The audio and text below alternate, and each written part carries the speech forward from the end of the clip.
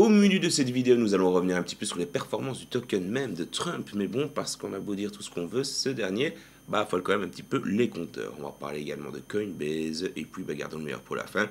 On va parler de XRP et de Ripple. Mais bon, bah, j'espère que votre début de semaine s'est bien passé. Du côté du marché de la crypto-monnaie, on peut voir que bah, ce dernier est dans le négatif, 0,25% sur les dernières 24 heures.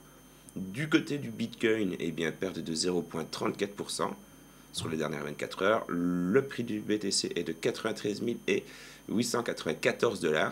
Du côté de l'ETH, perte de 1,90%, donc 1,90%. Le prix de l'Ether est de 1767 $. Prix relativement attractif si vous voulez mon avis. Du côté du Dogecoin, eh bien, le prix est de 17 centimes, perte de 2,5%. Le XRP, lui, plus-value de 1,10%. Enchaînons directement avec le premier point d'actualité, qui est un petit peu Trump, les gars, et son token. On va pas parler des tarifications douanières, parce que pour le moment, c'est assez calme et assez positif dans la globalité des cas, donc je ne vais pas vous bassiner avec ça. Le token de Trump bondit de 85%. Et ouais, et ce, malgré les fameux appels à la destitution et à des blocages massifs qui commencent à se faire par de plus en plus d'élus anti-Trump. On peut parler d'une jolie petite hausse quand même de 85% sur les 7 derniers jours. Spectaculaire ou pas, tout est une question de point de vue. Maintenant, si vous êtes holder du token, il est vrai que les 85% font du bien. Bref, du coup, le pump a eu lieu malgré les appels à la destitution de Trump, les gars. Nous avons de nombreux appels des démocrates qui justement appelaient à cette dite destitution, ainsi que des déblocages importants des tokens qui ont été faits. La flambée du token s'explique tout simplement par l'engouement spéculatif alimenté par la popularité de Trump dans certains cercles et des dynamiques de marché à court terme. Sans oublier le fameux Trump Diner. Parce que c'est littéralement ça qui est un petit peu boosté le prix du token, les gars. C'est uniquement ça. Uniquement cela. Cependant, encore une fois, n'oubliez pas que le marché de la crypto-monnaie connaît des volatilités fortes, les gars. Et il y a de fortes chances que le token dump à un moment ou à un autre. Ça, comme à chaque fois. Quoi qu'il en soit, vous êtes holder du token, si c'est le cas, est-ce que vous avez profité de la plus-value des 85%? Dites-moi quoi dans l'espace commentaire. Belle initiative de la part de Coinbase, mais bon, pourquoi? Eh bien parce que ces derniers viennent de lancer un fonds pour le rendement sur du Bitcoin, donc du stacking, pour les investisseurs non américains. Et là par contre, ça régale. Parce que souvent j'ai tendance à vous dire que les initiatives positives viennent justement en dehors du globe, en dehors de l'Europe, et cela ne nous concerne pas, mais pour le coup, c'est les Américains qui ne vont pas y avoir droit. Donc en gros, nous avons Coinbase qui a annoncé officiellement le lancement d'un fonds de rendement basé sur Bitcoin, destiné exclusivement aux investisseurs situés en dehors des États-Unis. Ce fonds vise à offrir des rendements stables en exploitant une stratégie comme le stacking ou les prêts de crypto-monnaie. L'initiative reflète la volonté de Coinbase de diversifier ses produits et de capter la demande croissante pour des investissements crypto à revenus passifs, tout en naviguant dans le cadre réglementaire strict des États-Unis qui limite justement ce type d'offres aux investisseurs locaux. Donc oui, mais bon, vous l'avez bien compris, les États-Unis, au moment où je vous parle, ne sont pas vraiment, entre guillemets, friands de stacking.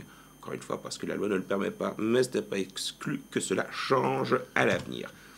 Du côté de Ripple, on va un petit peu revenir sur le lancement des 3 ETF qui vont arriver dans 48 heures, donc le 30 avril. Mais bon, c'est officiel, ça y est.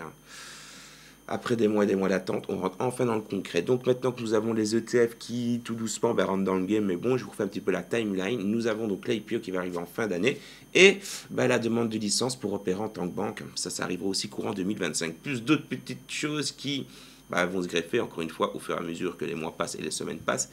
Mais là, de tête, les 2 gros catalyseurs qui pourraient propulser, encore une fois, le prix du XRP, les gars, c'est ce que je viens de vous dire, l'IPO et le lancement en tant que banque, ça légitimerait un petit peu, enfin bref, même si je suis pas vraiment friand de ce genre de move, c'est ainsi.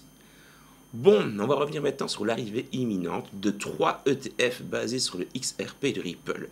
Cela marque tout simplement une étape majeure pour l'adoption institutionnelle de cette crypto-monnaie. Ces ETF, c'est celui de ProShare. Comme je vous l'ai dit, il est attendu pour le 30 avril 2025, et on en parle un petit peu plus en détail dans la vidéo d'hier si vous voulez. Les ETF en question sont très attendus par les investisseurs car ils pourraient accroître la liquidité et surtout la légitimité du XRP.